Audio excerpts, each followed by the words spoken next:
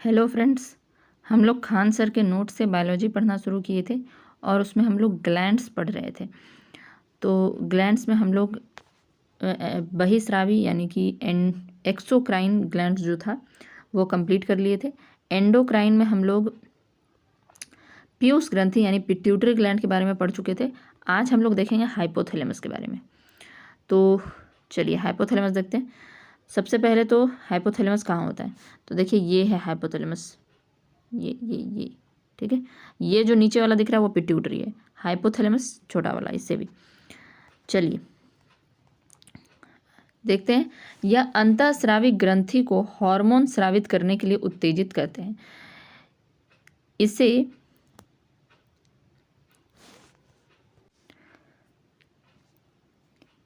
इसे super master या masters of master gland कहते हैं।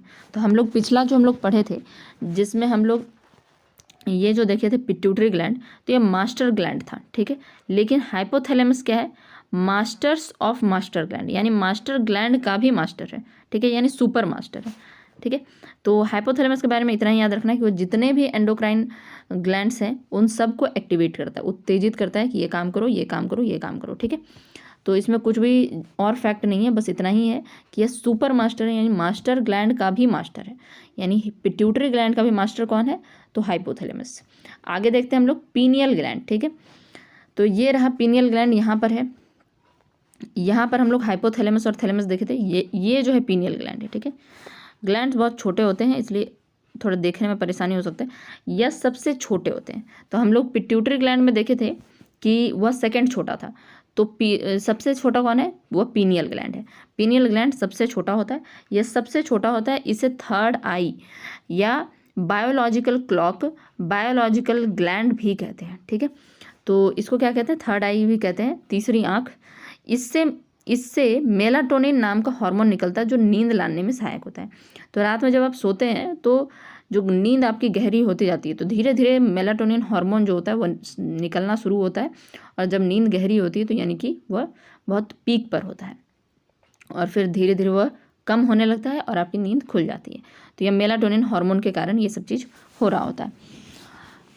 और मेलाटोनिन हार्मोन जो है वह रात को अंधेरा जब रहता है तब वह निकलना शुरू होता है। तो अगर आपका रूम जो है वह पूरी तरह से डार्क है तो मेलाटोनिन हार्मोन बहुत अच्छे से रिलीज होता है और नींद अच्छी आती है। तो वह नींद लाने वाला हार्मोन है। चलिए थायराइड ग्लैंड की अगर हम बात करें तो यहाँ थायराइड ग्लैंड आपको पता है कहाँ पर है, ये देख लीजिए, ये है थायराइड ग्लैंड। चलिए यह सबसे बड़ी अंतःस्रावी ग्रंथि है। तो जब हम लोग बहिस्रावी देखे थे तो सबसे बड़ी बहिस्रावी ग्रंथि कौन थी, तो वह था लीवर, ठीक है। अब अंतःस्रावी में सबसे बड़ी कौन है, तो ये है थायराइड ग्लैंड, ठीक है। यह गुलाबी रंग के एच आकार का होता है। तो यहाँ देख लीजिए एच आकार का आपको थोड़ा थोड़ा दिख रहा होगा, ये ऐसे, ये ऐसे और यहाँ बीच में ऐसे, ठीक है। तो एच आकार का होता है, गुलाबी रंग का होता है। इस ग्रंथि से थायरॉक्सिन नामक हार्मोन निकलते हैं जो रक्तचाप को नियंत्रित करता है, ठीक है। तो यही होता है जो थायरॉक्सिन हार्मोन, जो आयोडीन की कमी के कारण नहीं निकलने लगता है या नहीं बनने लगता है। आयोडीन की कमी के कारण यह ग्रंथि फूल यानी सूज जाती है, जिस बीमारी को घेंघा कहते हैं, गोइटर कहते हैं। इससे क्या होता है, कैल्सीटोनिन हार्मोन निकलता है जो कैल्शियम तथा पी यानी कि फास्फोरस की मात्रा को नियंत्रित करता है। यह कैल्सीटोनिन हार्मोन जो होता है वह कैल्शियम और फास्फोरस की मात्रा को नियंत्रित करता है। तो पहली बात तो आयोडीन की कमी से क्या हो जाता है, थायरॉक्सिन हार्मोन नहीं बनने लगता है और जो पिट्यूटरी थायराइड ग्लैंड होता है वह सूज जाता है और सूज जाने के कारण यह बीमारी को गोइटर या घेंघा कहते हैं।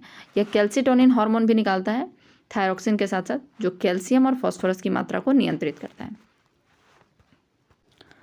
अब चलिए देखते हैं पैराथायराइड ग्लैंड के बारे में, यानी कि वो ग्लैंड जो कि थायराइड ग्लैंड के पीछे होते हैं। जैसे कि यहाँ देख लीजिए ये जो चार है पैराथायराइड ग्लैंड है, ठीक है। तो इनका क्या काम होता है, यह ग्रंथि रक्त में कैल्शियम तथा फास्फोरस की मात्रा को नियंत्रित करते हैं। यह ग्रंथि थायराइड के ठीक पीछे होते हैं। इनकी संख्या 4 होती है। यह पीयूष ग्रंथि के नियंत्रण में नहीं रहती है, ठीक है। तो हम लोग देखे थे कि पीयूष ग्रंथि के नियंत्रण में बहुत सारे ग्लैंड्स होते हैं। तो थायराइड ग्लैंड तो था, लेकिन पैराथायराइड ग्लैंड को वह नियंत्रित नहीं करता है। तो यह चारों ग्लैंड्स के बारे में याद रखिएगा। 4 ग्लैंड होते हैं इस तरह के, मतलब 4 छोटे छोटे अभी हम लोग दिखाएं। तो यह कैल्शियम तथा फास्फोरस की मात्रा को नियंत्रित करता है। यह थायराइड ग्लैंड के ठीक पीछे होता है, इसकी संख्या 4 होती है और यह पीयूष ग्रंथि के नियंत्रण में नहीं होता है।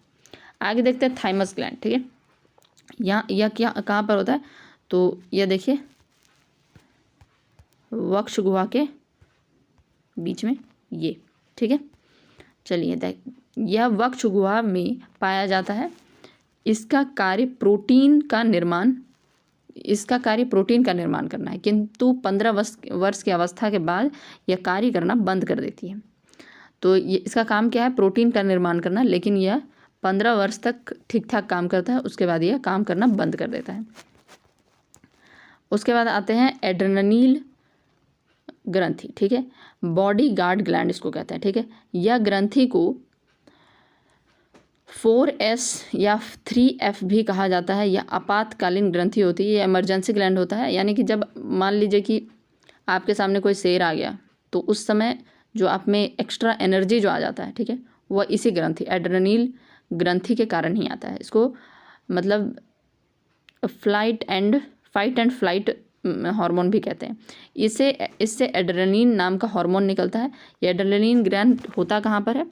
तो देखिए ये किडनी के जस्ट ऊपर होता है। ठीक है, यह हार्मोन रक्तचाप यानी बीपी को नियंत्रित करता है। इससे हार्मोन को लड़ो उड़ो यानी फाइट एंड फ्लाइट हार्मोन भी कहते हैं। इसे जीवन रक्षक हार्मोन यानी कि लाइफ सेविंग हार्मोन कहते हैं। डू और डाई हार्मोन भी कहा जाता है। ठीक है, यानी कि अगर कुछ ऐसा अचानक वाली चीज़ें होंगी तो वहाँ पर जो एक्टिव होगा वो यही ग्लैंड होगा। ठीक है, अधिवृक्क से रेनिन नामक, अधिवृक्क इसी को कह रहे हैं। ठीक है, अधिवृक्क या एड्रेनलिन ग्लैंड इसी को कहते हैं। तो अधिवृक्क से रेनिन नाम का हार्मोन भी निकलता है जो रक्तचाप को नियंत्रित करता है। अतः रक्तचाप को नियंत्रित करने में अधिवृक्क तथा थायराइड महत्वपूर्ण भूमिका निभाती है। ठीक है, इससे क्या होता है? इससे रेनिन नाम का हार्मोन निकलता है जो ब्लड प्रेशर को कंट्रोल करता है। ब्लड प्रेशर के लिए और हम लोग क्या देखे थे? थायराइड ग्लैंड महत्वपूर्ण देखे थे जो थायरोक्सिन हार्मोन निकालती थी, और अभी हम लोग रेनिन नाम का हार्मोन। ठीक है, तो एक तो रेनिन हम लोग वहाँ पर एंजाइम पढ़े थे। ठीक है, जब हम लोग डाइजेस्टिव सिस्टम पढ़ रहे थे उस टाइम में, तो डाइजेस्टिव सिस्टम में रेनिन पेप्सिन ये सब निकल रहा था, लेकिन यहाँ पर वो था एंजाइम और यहाँ पर हम लोग हार्मोन की बात कर रहे हैं। तो यहाँ पर क्या है? अधिवृक्क यानी कि एड्रेनलिन ग्लैंड से रेनिन नाम का हार्मोन निकलता है जो रक्तचाप को नियंत्रित करता है। और यह रक्तचाप को नियंत्रित करने के लिए 2 चीज़ें हैं। पहला तो thyroid hormone, thyroxine hormone thyroid gland से, और दूसरा रेनिन हार्मोन एड्रेनल ग्लैंड से। ठीक है, चलिए अब एक है जनन ग्रंथि यानी गोनैड ग्लैंड्स। वैसी ग्रंथियां जो जनन की क्रिया में भाग लेती है उन्हें गोनैड ग्लैंड कहते हैं, जैसे ओवरी और टेस्टिस। ठीक है, तो ये रहा ओवरीज और टेस्टिस। ठीक है, यहाँ पर ओवरीज हम लोग देख लेते हैं, ये ओवरी हो गया और यहाँ पर ये टेस्टिस हो गया। ठीक है, तो ये दोनों जो है गोनैड ग्लैंड से। जितने भी लैंगिक हार्मोन यानी सेक्स हार्मोन होते हैं जैसे स्पर्म और ओवम होते हैं वे सभी स्टेरॉइड होते हैं। ठीक है, ये सब क्या होता है? स्टेरॉइड होता है। मिश्रित ग्रंथि, अगर आपसे पूछा जाए कि हार्मोन्स क्या होते हैं, सेक्स हार्मोन्स, तो ये सारे क्या होते हैं? स्टेरॉइड होते हैं। मिश्रित ग्रंथि यह ग्रंथि हार्मोन तथा एंजाइम दोनों का स्राव करते हैं। ठीक है, यानी कि हम लोग देखे थे बहिस्रावी में क्या था कि एंजाइम निकल रहा था और अंतःस्रावी हार्मोन्स निकालते थे, लेकिन मिक्स्ड उसको कहते हैं जो हार्मोन्स और एंजाइम दोनों को निकाले। इनमें अंतःस्रावी और बहिस्रावी दोनों के गुण दिखाए जाते हैं, इसीलिए इसको मिक्स्ड ग्लैंड कहते हैं। तो ऐसा मिक्स्ड ग्लैंड कौन सा होता है? तो यह अग्नाशय होता है। ठीक है, यानी पेनक्रियास। यह दूसरी सबसे बड़ी ग्रंथि है। तो पहला कौन सा था? लीवर था, यह दूसरा है पेनक्रियास। ठीक है, यह एक मिश्रित ग्रंथि है, इसमें पूर्ण पाचक एंजाइम निकलते हैं। ठीक है, तो इसमें सब कुछ पचाने के लिए कार्बोहाइड्रेट, फैट, प्रोटीन सब कुछ पचाने वाला हार्मोन निकलता है। तो इसको LAT कहते हैं, यानी लाइपेज, अमाइलेज और ट्रिप्सिन। ठीक है, यानी कि तीनों से कुछ ना कुछ चीज़ पच रहा होता है। अमाइलेज से कार्बोहाइड्रेट, ट्रिप्सिन से लाइपेज से फैट, ट्रिप्सिन से प्रोटीन। ठीक है, तो इसको पूर्ण पाचक एंजाइम इससे निकलता है। अग्नाशय का एक भाग लैंगर-हैंस की दीपिका होती है, यानी कि एक तो हो गया कि वह एंजाइम्स निकाल रहा है, ठीक है, लेकिन एक पार्ट ऐसा होता है जो हार्मोन्स निकालता है, उसको क्या कहते हैं, लैंगर-हैंस की दीपिका कहते हैं। ठीक है, तो यह लैंगर-हैंस नाम के वैज्ञानिक ने ढूंढा था, इसलिए उनके ही नाम पे रख दिया गया है, जिसमें 3 प्रकार की कोशिकाएं पाई जाती है, अल्फा, बीटा और गामा। तो ये देखिए यहाँ पेनक्रियास का फोटो है। चलिए देखते हैं अल्फा कोशिका क्या करती है। 3 तरह की कोशिका बताए ना लैंगर-हैंस की दीपिका में।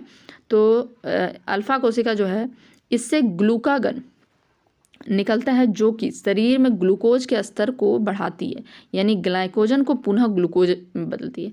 तो हम लोग देखे थे कि जितना भी ग्लूकोज हम लोग लेते हैं, मतलब जितना कार्बोहाइड्रेट लिए उससे जो ग्लूकोज बना, तो सारा ग्लूकोज का हम लोगों को इंस्टेंटली ज़रूरत नहीं होता है, तो उस ग्लूकोज को ग्लाइकोजन में बदल दिया जाता है। तो अल्फा कोशिका यही करती है कि यह अल्फा कोशिका ग्लूकागन निकालती है, जो कि शरीर में जो ग्लूकोज का स्तर